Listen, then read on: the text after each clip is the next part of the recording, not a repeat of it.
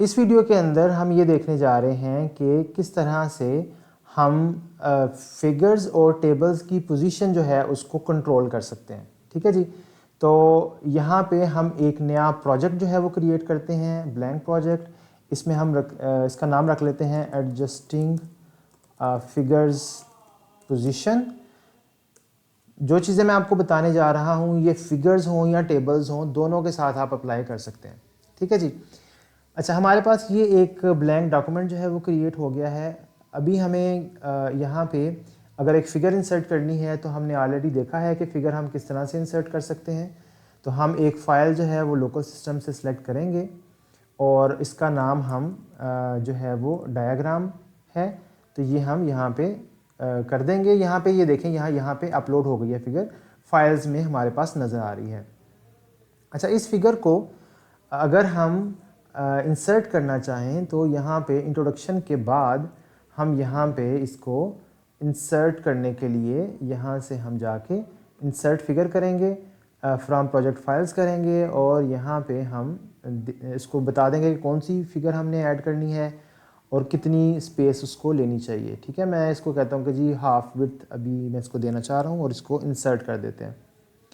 यहाँ पे कैप्शन का वो कह रहा है तो मैं कहता हूँ कि जी माय मेथडोलॉजी, या इंट्रोडक्शन है तो हम इंट्रोडक्शन लिख देते हैं।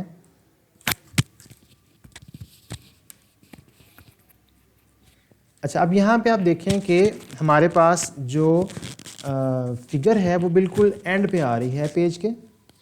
ठीक है जी। तो इसकी एडजस्टमेंट साफ ज़ाहिर है, पहले यहाँ पे कुछ टेक्स्ट लिखा होगा तो हम देख सकते हैं कि ये फ़िगर कैसे टेक्स्ट के साथ कैसे जो है वो बिहेव करती है। तो उसके लिए हम एक पैकेज जो है वो यूज़ करेंगे। हम लिप्सम का या जो ब्लाइंड टेक्स्ट है वो यूज़ कर सकते हैं। तो मैं यहाँ पे ब्लाइंड टेक्स्ट का पैकेज जो है वो यूज़ करने जा रहा हूँ। इसका मकसद ये है कि मैं कुछ रैंडमली टेक्स्ट जनरेट करूँ ताकि जब यहाँ पे टेक्स्ट हो तो मैं उसके हिसाब से आपको बता सकूँ कि ये इमेज जो है वो टेक्स्ट के साथ कैसे जो है वो एडजस्ट हो रही है। तो सबसे पहले हम यहाँ पे कुछ टेक्स्ट जो है वो जनरेट कर लेते हैं। उसके लिए मैं एक कमांड यूज़ करता हूँ ब्लाइंड टेक्स्ट की, और लेट्स से मैंने 4 पैराग्राफ्स जो हैं वो टेक्स्ट के जनरेट करने हैं। उसके बाद मैंने एक पैराग्राफ और जनरेट करना है, उसके बाद मैंने एक पैराग्राफ और जनरेट करना है और लास्टली एक और पैराग्राफ मैंने जनरेट करना है। ठीक है, जिसको मैं सेव करता हूँ तो इसका आउटपुट हमें यहाँ पे नज़र आएगा।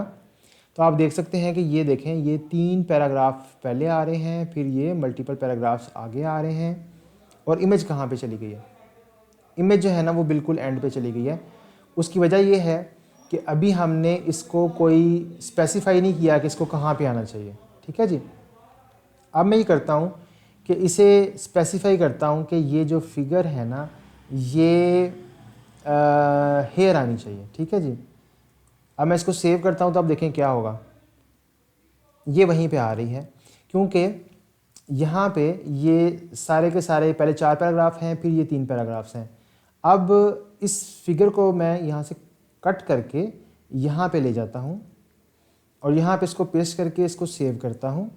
तो अब आप ये देखेंगे कि ये फिगर जो है ये कहाँ चली गई? ये देखें, ये चौथे पैराग्राफ के नीचे आ रही है।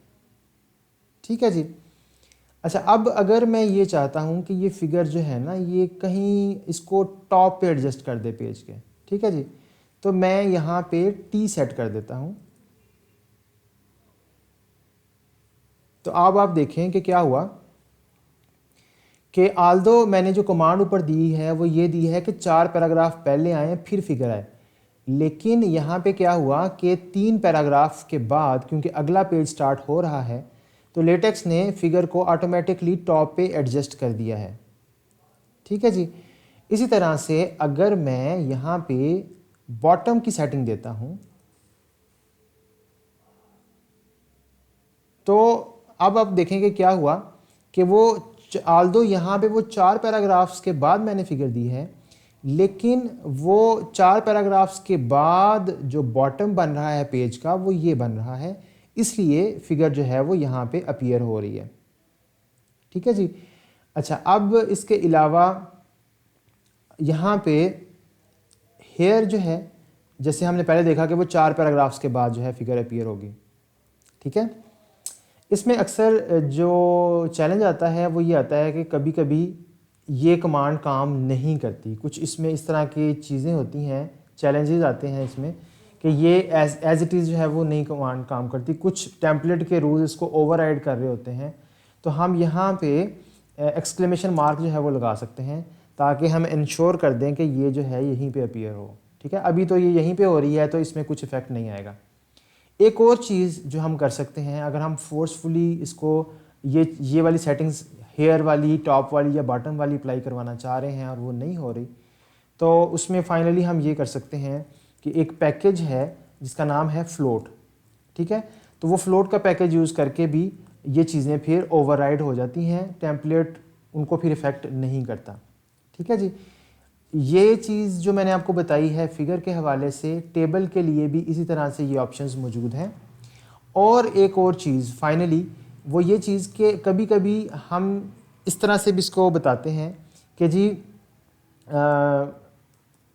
इस तरह से आपने शायद देखा हो कि फ़िगर के साथ ये ऑप्शंस दी होती हैं। इसका मतलब ये होता है कि अगर वो हेयर जो है उसको वहीं पे जहाँ पे कोड लिखा हुआ है वहीं पे इंसर्ट कर दे तो फिर भी ठीक है, अगर वहाँ पे नहीं सूटेबल लग रहा तो टॉप पे हो जाए, नहीं तो बॉटम पे, या फिर पूरा पेज जो है वो उस फिगर के लिए ले सकता है। ठीक है, तो इस तरह से हम ऑप्शंस जो हैं ये इसको दे सकते हैं।